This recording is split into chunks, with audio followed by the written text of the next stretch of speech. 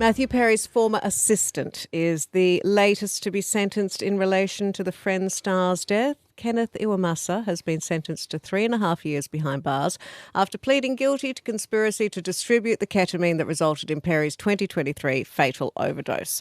According to court documents, Iwamasa had admitted he repeatedly injected Perry with ketamine in the weeks leading up to the actor's death, allegedly administering more than 20 shots of ketamine in the last 4 days of Perry's life, at a time he allegedly knew Perry was spiralling out of control. Iwamasa is the final defendant sentenced in the ketamine investigation tied to Perry's death. 3 others got sentences ranging from 2 to 15 years. It is just so awful how all these dreadful people who were pretty much entrusted to look out for Matthew, they were supposed to look after him, just saw him as some kind of cash cow they could take advantage of. I mean, you know, I know he has responsibility for himself as well. He but does, the whole thing was just, you know, very sad. More revelations this morning about what's been going on the set of Guy Ritchie's Mobland and the problem that is the brilliant but equally difficult star, Tom Hardy. His on-set behaviour filming season 2 has producers rethinking his future on the show, and indeed if there is going to be a season 3 at all. A source says Hardy refused to come out of his trailer for hours at a time.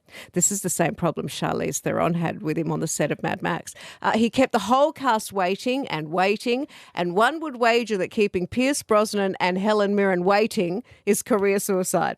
Just a side note, the great Patrick Stewart tells a story in his memoir about working with Hardy on Star Trek Nemesis way back in 2002. He wrote, "The actor who portrayed the movie's villain, Shinzon, was an odd, solitary young man from London. His name was Tom Hardy. Tom wouldn't engage with any of us on a social level, never said good morning, never said good night, and spent the hours he wasn't needed on set in his trailer." You get this though, don't you? The sort of the equal we see measures. it around here all the time, don't we? The equal measures of brilliance and pain in the arse.